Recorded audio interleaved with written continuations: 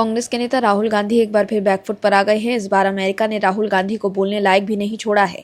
दर्शकों, अमेरिका के राष्ट्रपति डोनाल्ड ट्रंप के बयान के सहारे राहुल गांधी मोदी सरकार को घेरने की कोशिश कर रहे थे।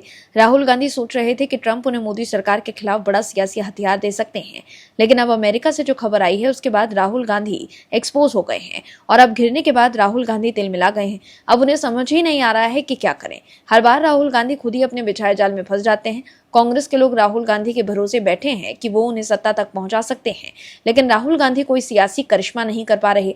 उनकी लीडरशिप में कांग्रेस की लगातार हार हो रही है। वहीं अब एक बार फिर राहुल गांधी के हाथ से एक मुद्दा निकल गया है। क्या है पूरी खबर बताते हैं आपको इस रिपोर्ट में। दर्शकों, मोदी सरकार पर निशाना साधने के लिए राहुल गांधी अक्सर अडानी और अंबानी का राग अलापते रहते हैं, लेकिन अब तक राहुल गांधी कोई भी सबूत नहीं दे पाए जिससे ये साबित हो सके कि मोदी सरकार ने अडानी और अंबानी को फायदा पहुंचाया है।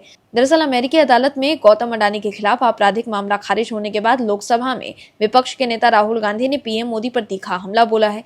राहुल गांधी ने कहा कि इस पूरे मामले में जितना सामने दिख रहा है उससे पीछे उसके कहीं ज्यादा गहरी कहानी है। उन्होंने आरोप लगाया कि एक समझौता कर चुके प्रधानमंत्री को भारत के हितों का सौदा करने के लिए मजबूर किया गया और देश इसकी भारी कीमत चुका रहा है।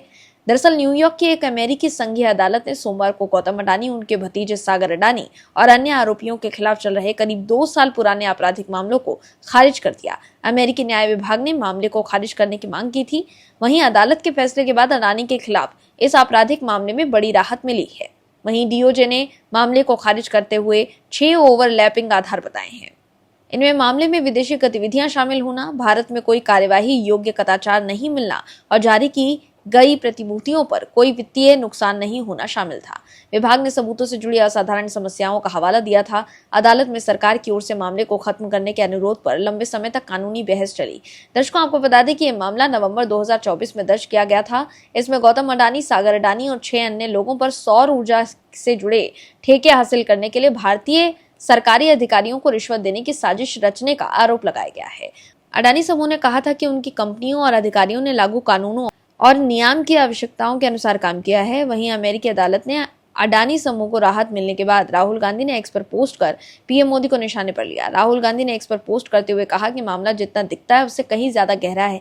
राहुल गांधी ने आरोप लगाया कि एक समझौता कर चुके प्रधानमंत्री को भारत के हितों का सौदा करने के लिए मजबूर किया गया है। राहुल ने दावा किया कि इसका खामियाजा देश को भारी कीमत चुकाकर भुगतना पड़ रहा है। वहीं दूसरी तरफ बिजनेसमैन गौतम अडानी ने अमेरिकी अदालत के फैसले का स्वागत किया है। अडानी ने कहा कि चुनौतीपूर्ण दौर में भी सच्चाई, निष्पक्षता और कानून के शासन में उनका भरोसा अटूट रहा है। अडानी ने उन सभी लोगों का आभार जताया जिन्होंने उन पर व्यवस्था और न्याय की क्षमता पर भरोसा बनाए रखा। तो देखा आपने कि कैसे अडानी समूह को अमेरिका की अदालत से राहत मिलने और केस खारिज होने से राहुल गांधी तिलमिला गए हैं। दर्शकों, राहुल गांधी सिर्फ आरोप लगाते रहते हैं, लेकिन उनके आरोपों के पक्ष में उनके पास कोई ठोस तथ्य नहीं होते। बस विरोध के चक्कर में आरोप लगा देते हैं, लेकिन अदालत में उनके आरोपों की हवा निकल जाती है। और इस बार तो अमेरिका की अदालत में राहुल गांधी के आरोपों की हवा निकल गई है। ऐसे में अमेरिका ने राहुल गांधी के हाथ से अडानी का यह मुद्दा भी छीन लिया है, क्योंकि अडानी को क्लीन चिट मिलने से दूध का दूध और पानी का पानी हो गया है। दर्शकों, हिंडनबर्ग की रिपोर्ट के मुताबिक राहुल गांधी सरकार को घेरने की कोशिश कर रहे थे, लेकिन उस हिंडनबर्ग मामले की हवा निकल चुकी है। वहीं जंतर मंतर पर हुए सीजेपी प्रोटेस्ट के दौरान छात्रों पर हुए पुलिस कार्यवाही को लेकर राहुल गांधी ये दावा कर रहे थे कि गृह मंत्री अमित शाह की हिम्मत नहीं है सदन में आकर विपक्ष का सामना करने की, लेकिन अमित शाह ने समय और तारीख तय करते हुए विपक्ष को खुली चुनौती दी है। उन्होंने भरोसा दिलाया है कि वो खुद सदन के अंदर मौजूद रहेंगे और पूरी बात सुनेंगे।